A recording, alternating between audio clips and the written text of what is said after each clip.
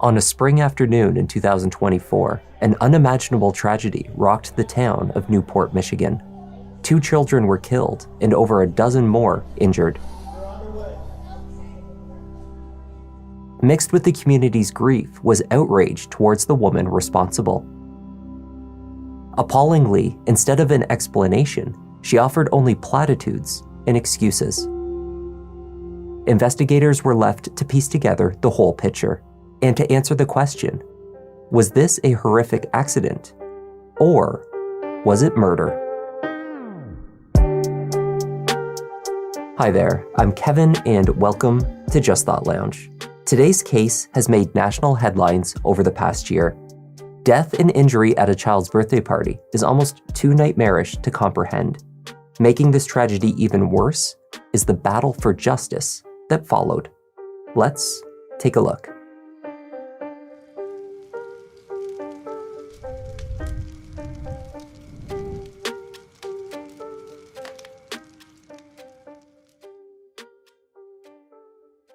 The Swan Boat Club, which calls itself the friendliest club on the water, sits on the Michigan shoreline of Lake Erie in the town of Newport. The club has been a community hub for many years. All right, everybody, welcome back. It's time for another $300 drawing here at Swan Boat Club. It is 6:20 p.m. On Saturday, April 20th, 2024, Kristen Sigler, a longtime bartender at the club, rented the pavilion for her son's 3rd birthday party. The celebration that Kristen planned was a 3-year-old's dream. It was circus-themed. There was a bouncy house, face painting, and a hot dog stand.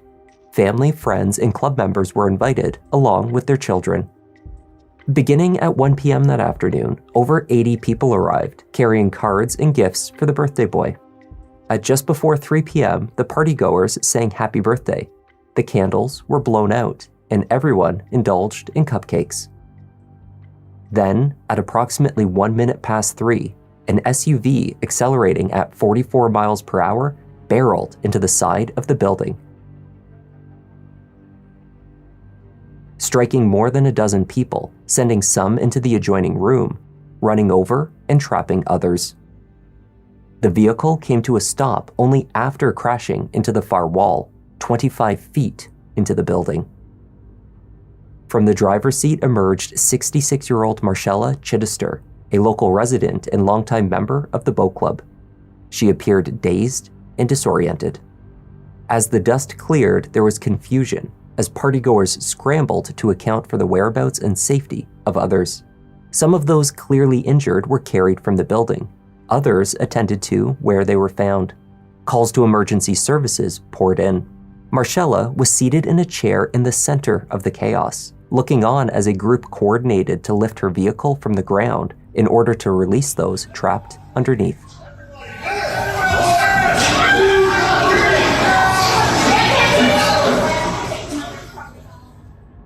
As emergency responders arrived on scene, they were first directed to a young boy who had been carried from the crash site. That boy's aunt and sister were pulled from under the vehicle.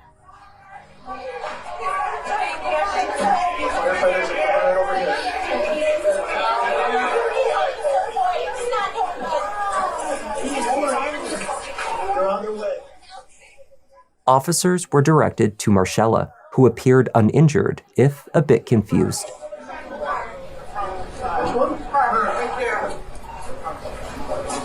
Can you come with me just for a second? Okay.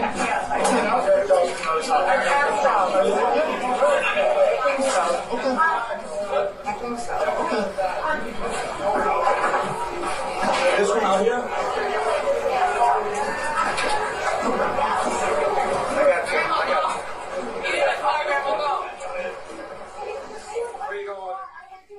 Marcella told police on scene that she has a history of seizures. When these occur, she said, she experiences memory loss. This must have been what happened. What happened?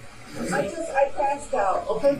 Have you been feeling ill or anything like that? Yes. What kind of medical conditions do you have?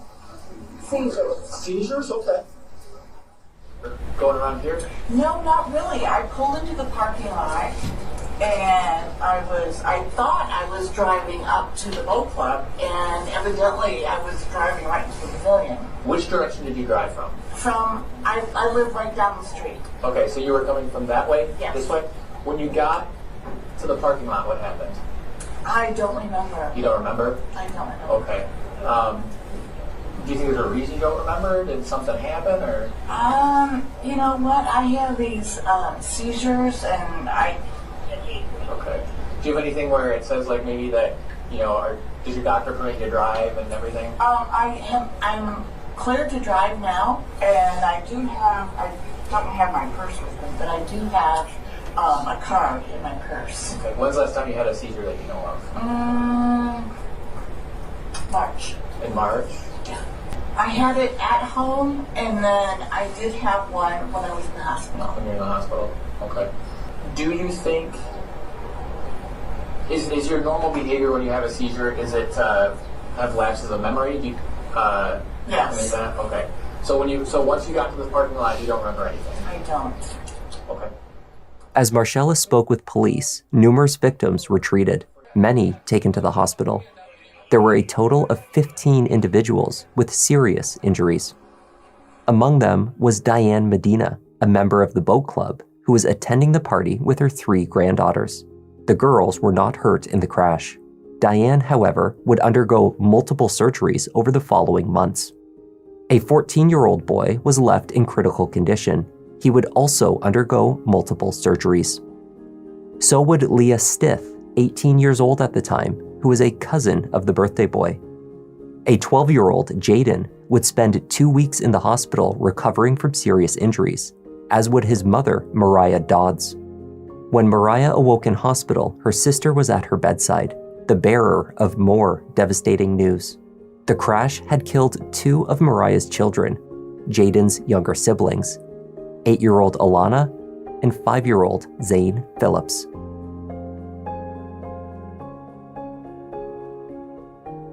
The last thing she recalled was being at the birthday party. It was for her godson, her best friend's little boy. She had no recollection of the crash itself. They had just finished lunch. She recounted placing a cake pop in front of both children. After, they planned to head to the bouncy house in the backyard of the club. Instead, she awoke in the ICU to the heartbreaking news: the loss of 2 of her children.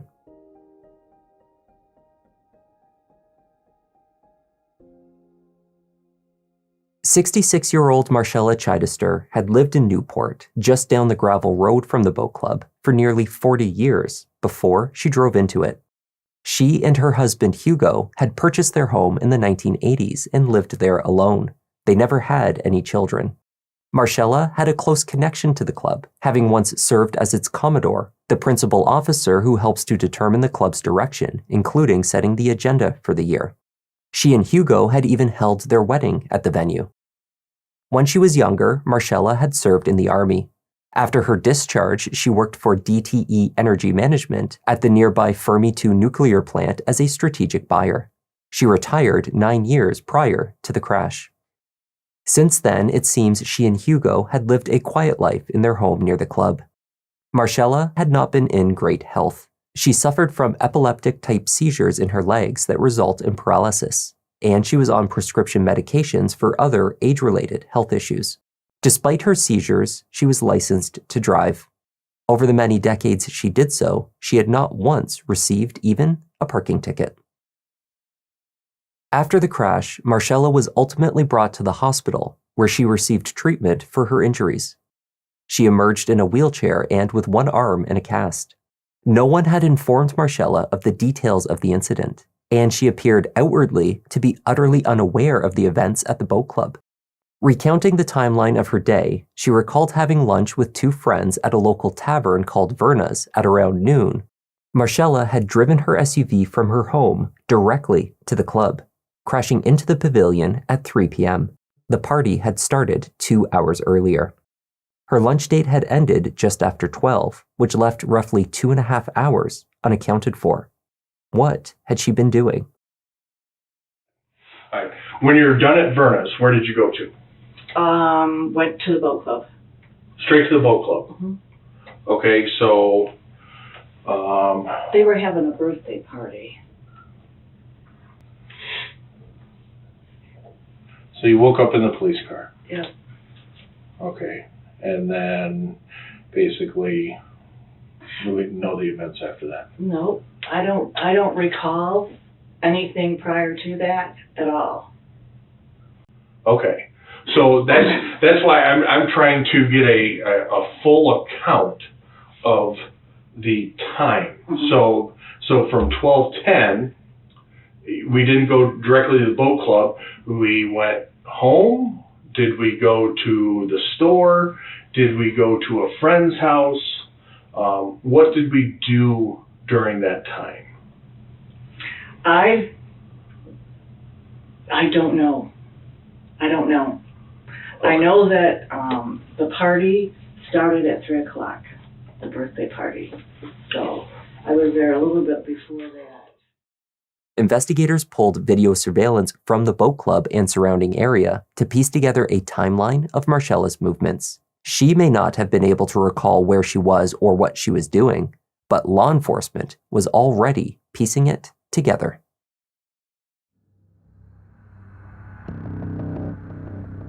At just before 3 p.m. on the day of the crash, a neighbor's camera captured Marcella leaving her house. She appears to stumble slightly while exiting and takes each step down from her porch with caution.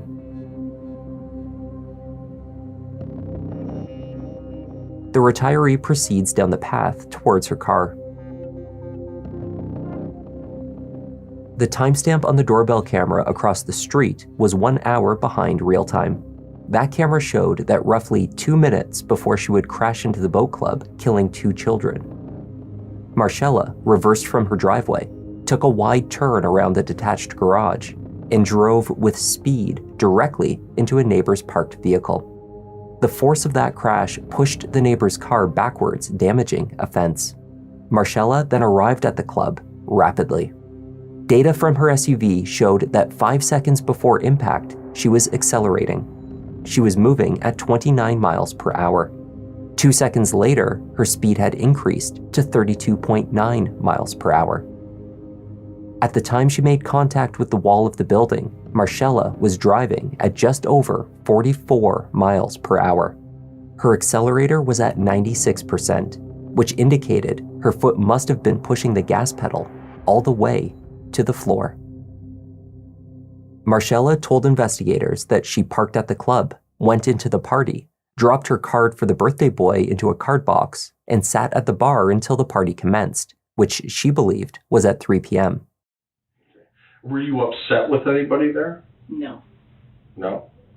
Would you intentionally drive your car into the boat club?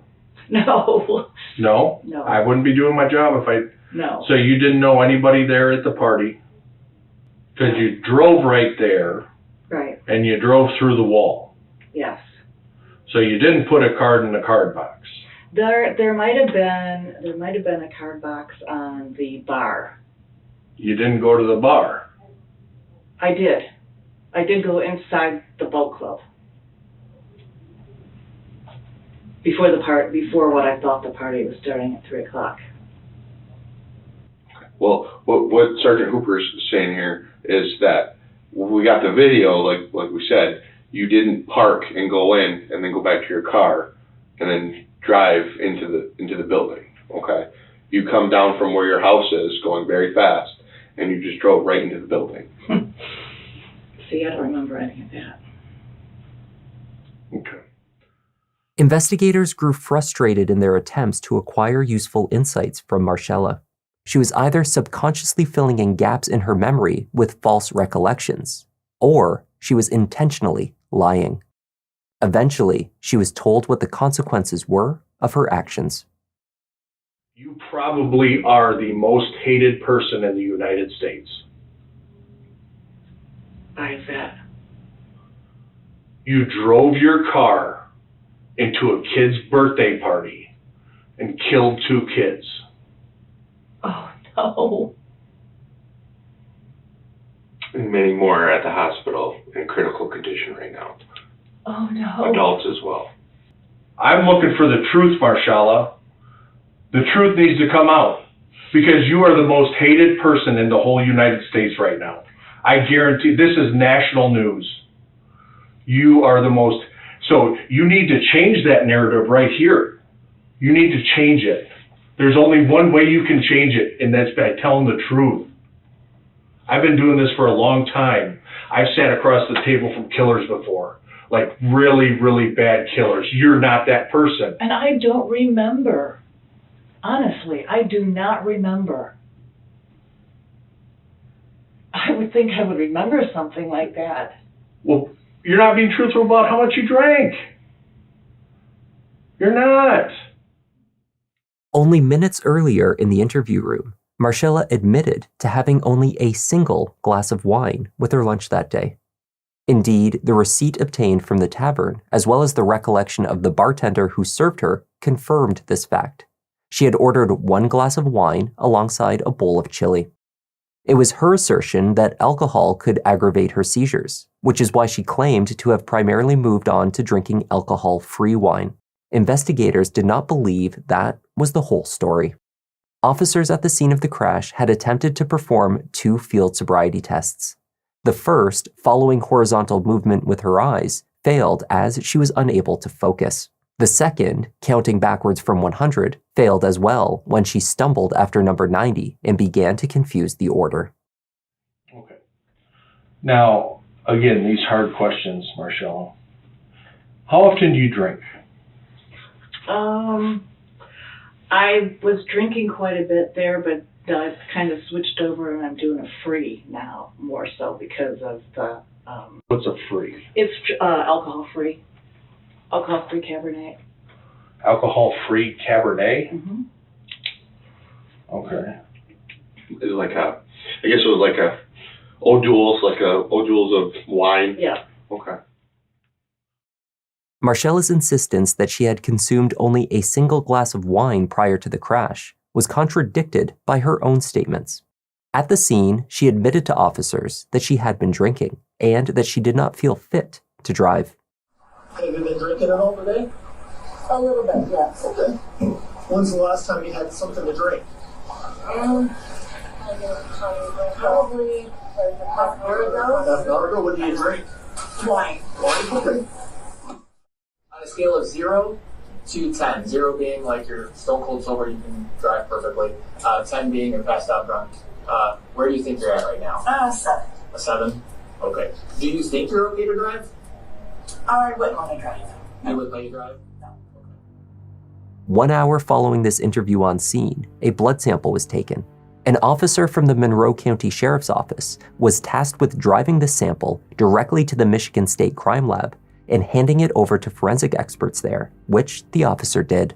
The results of the lab test showed a blood alcohol level of 0.18, over double the legal limit. If the test was accurate, there was no way that Marcella had consumed only a single glass of wine. To register a level that high an hour after the crash, she would have had to consume closer to 10 glasses.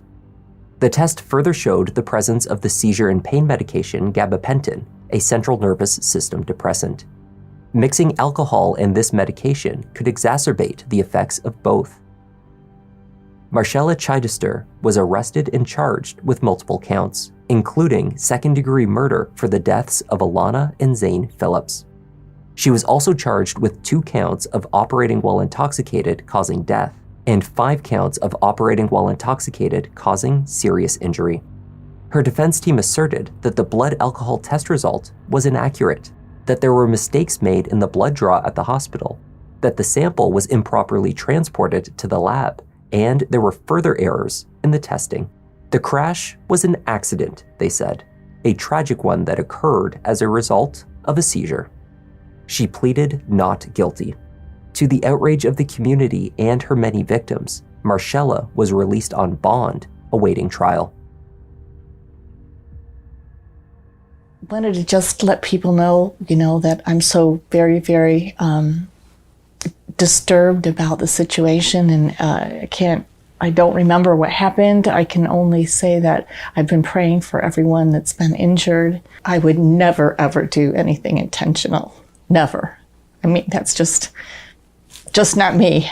And especially to a boat club that I love so much, and I have family and friends there. I think I had a seizure. I think that the same thing that my husband said that I did when I have a seizure is just go straight. And I think when I got in the car, that's what happened. I just had the seizure and probably put my foot on the accelerator and crashed into the building. These babies haven't even had a burial, a service yet, and this lady's drinking coffee at home with her family, with her loved ones. Personally, will never forget the feeling, the cries from a grown man when he finds out his kids have been taken from him. Attempts by the defense to have the BAC results thrown out before trial failed. The strategy in front of the jury, however, was still to introduce evidence that these results were, in fact, tainted and unreliable. What it is, and I expected it, it's a motion denied at this time. They still have to lay the proper foundation at the time of trial. So they can't just come in and say, this is your test result. They have to show that they drew the blood properly, they preserved the blood properly, and they tested it properly. And if they don't do that, then it's not allowed in. At least under the law, it's not allowed in. In addition to questions of Marcella's BAC, defense attorney Bill Kolovos further asserted that due to no fault of her own, there were questions surrounding Marcella's prescribed medication. Kolovos presented these speculations to the media after his client's family doctor, who oversaw her treatment and wrote her prescriptions, was arrested and charged with multiple felonies. Dr. Garg faced 35 charges related to what was described as a criminal enterprise in which he prescribed heavy painkillers to patients who did not need them. Her attorney has been saying all along she was told by a doctor she was allowed to drive when she says she had a seizure-like event that caused the crash. My reaction is, there we go. She texts me and says, my Dr. Garg has been arrested and there's multiple counts of felonies. She was under his care. Absolutely. He was prescribing pills. Absolutely. And he had told her that it was okay to drive. Right. Everyone's going to be really surprised. Don't rush to judgment. Let everything come out. The trial commenced in March 2025. I think the proofs will show that when she has a seizure, documented, her feet go down, like real hard, the proofs will show, and her hands too. And then after less than a minute, the proofs will show that it relaxes again and you're a little bit spaced out. And for up to an hour. Prosecutors began presenting their case by calling victims to tell the jury about their experience on the day of the crash. Heartbreaking testimony was offered by Mariah Dodds. She had recovered from her life-threatening injuries while grieving the loss of 2 of her children. Mariah told jurors about awaking in the hospital to hear the news. I asked her, why am I here? And she said there's been an accident. And it occurred to my brain that how I was in a building the last time I remember at a birthday party. And then I freaked out because it hit me, where's my kids at? And then that's when she told me that Jaden was, life flew to a hospital and Zayn and Alanah were no longer there.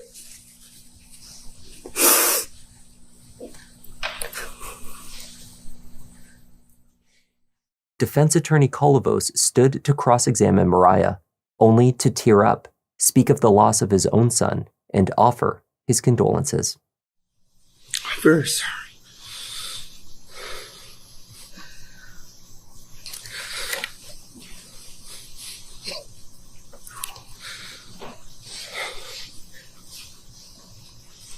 I'm sorry for your loss. I lost my son in September.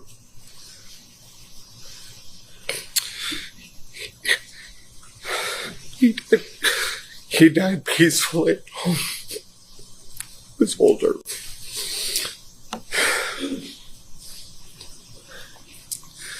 And every time I work on your case, I think you will And I think of your children. And you have my deepest sympathy. And I'm human. Might be a defense attorney, but I'm human. And you seem like a much stronger person than me.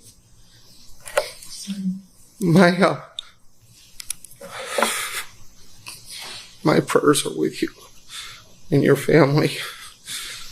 I wish you the best. People keep telling me God has a plan.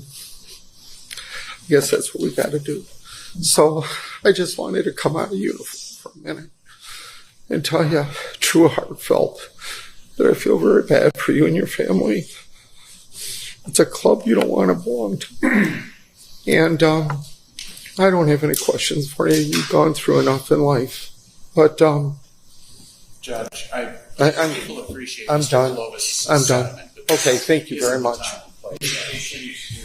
Yes. Calvos called Kelly Thornton, who waited on Marcella at Verna's, the local tavern, several hours before the crash. Thornton told jurors that Marcella had 1 glass of wine, a water, and a cup of white chicken chili. She said the 66-year-old did not appear intoxicated when she served her, but that she did not see her leave. Then they called an expert witness upon whose testimony their defense relied, forensic toxicologist Okori Okorocha. Okorocha testified that Marcella's blood sample showed the presence of acetone, the chemical compound found in nail polish remover. It does not occur naturally in the body, but would appear in the sample due to fermentation, according to Okorocha. That fermentation could occur if the sample was not properly preserved, if it was not placed in a fridge or freezer immediately, for example. This fermentation would spoil the results of an alcohol test, returning a higher result than was strictly accurate. But you're absolutely positive before this jury that those results are not accurate according to your opinion, professional opinion, and according to the records you viewed from the state. The 0.18 would not be accurate. Correct. It would not be accurate for the time of the time the blood was taken. You stated that you don't believe at the time of the draw her blood alcohol was 0.18. What do you believe it was? We can't determine the amount of error associated with fermentation based on the byproducts. Was her blood alcohol higher than a 0.18? Not with fermentation, no. It would have to be lower at the time of the draw. So her blood alcohol increased from the time of the draw to the time of the testing. That's what fermentation does.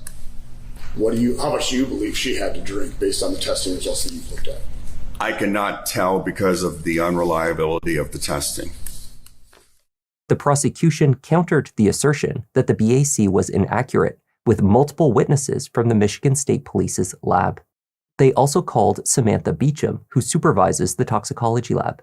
It was her job to check the sample for any irregularities, and she said she did not find any.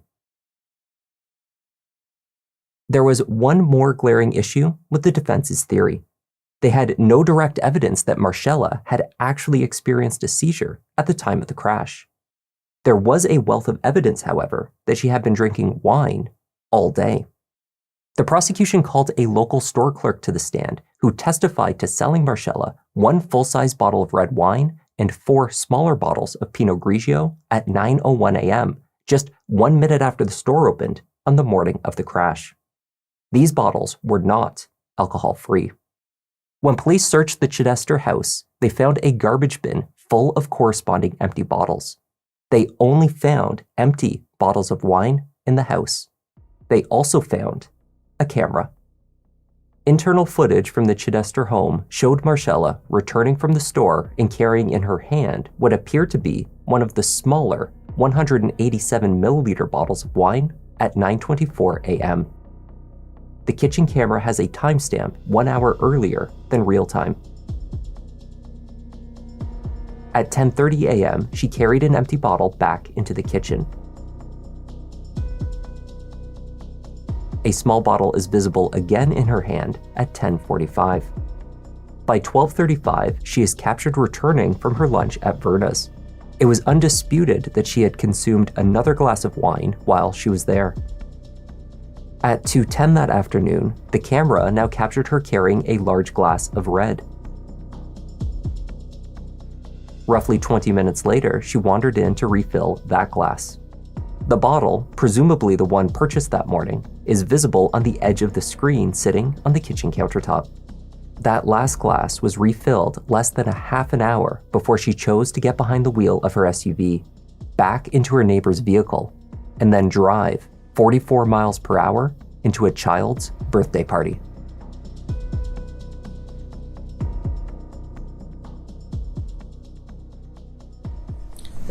At the moment she crashed into that truck, she had to know things were not right. But she continued on. She continued on at full speed and drove her car into a 3-year-old's birthday party, into a building, a route that she knew very, very well. Ladies and gentlemen, this is not a typical drunk driving crash. Not at all.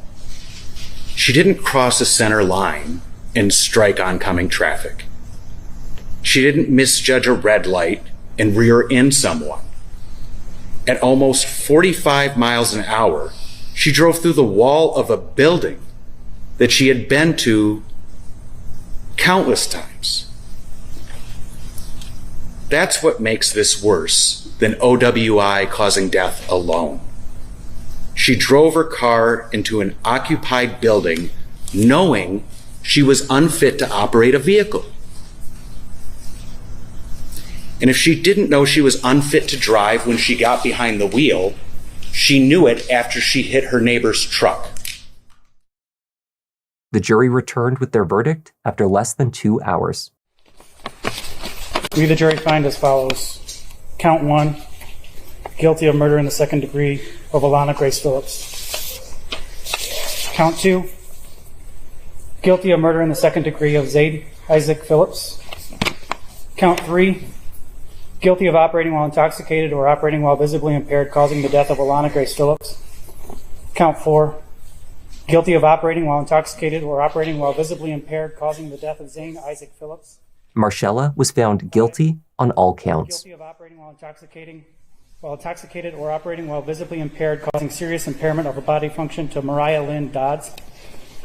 Count 6, guilty of operating while intoxicated or operating while visibly impaired causing serious impairment of a body function to Edward Thomas Smothers. Brian Phillips, the father of Alanah and Zayn, expressed his relief at the verdict, though admitted that nothing could give him peace after the loss of his children.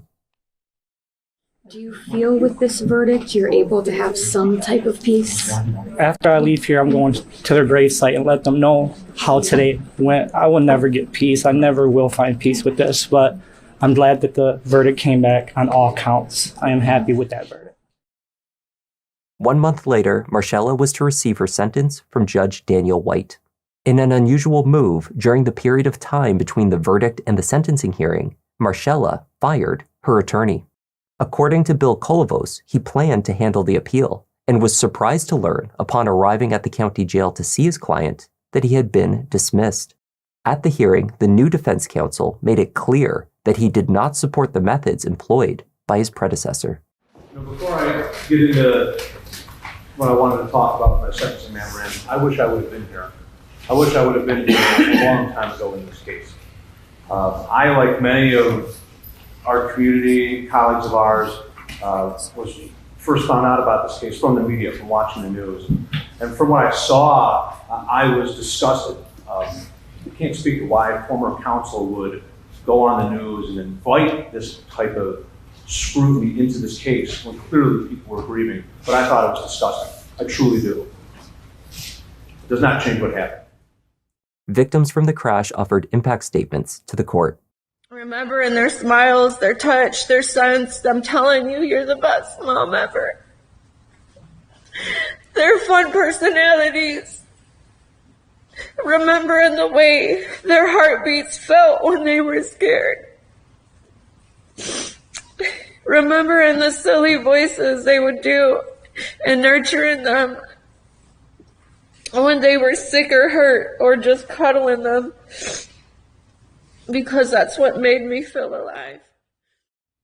I've been thinking about what I was going to say to you for over a year.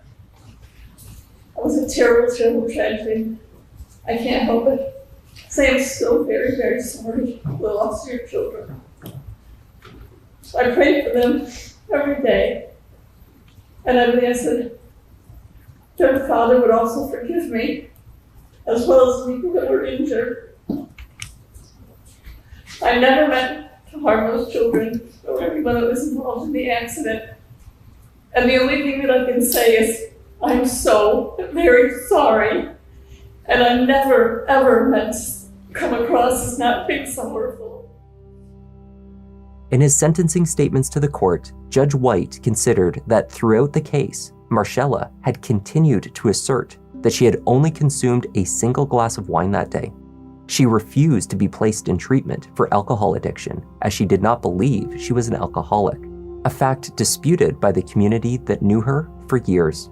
The judge speculated that her further insistence that she could not recall the events of the day may be a way to cope with the horrific nature of her actions, because this memory loss had never been fully explained. Marcella Chittister was sentenced to 25 to 50 years in prison.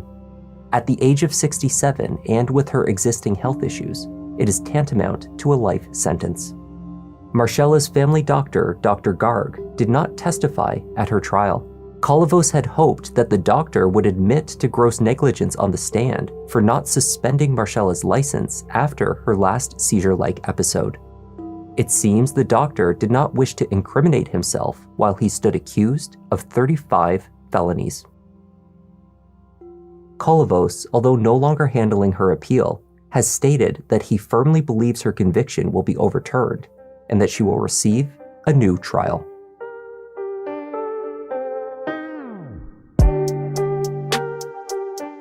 And that was the tragic case of Alanah and Zayn Phillips and the many other victims of the Swan Boat Club crash. A group of those impacted filed a lawsuit against Marcella, her insurance company, and the boat club seeking damages, in part to assist with their medical bills. A handful of GoFundMe pages have also been set up for this purpose. Links to these pages can be found in the description below. Thank you for joining me, and a special thanks this week to Pamela Clover, Jeannie Akana, Naomi Miller, and Joby for joining our Members Lounge. All support of the channel is truly appreciated, and the extra support from members goes a long way to keeping us going. So thank you once again. I'm Kevin, this is Just Thought Lounge, and I'll see you in the next one.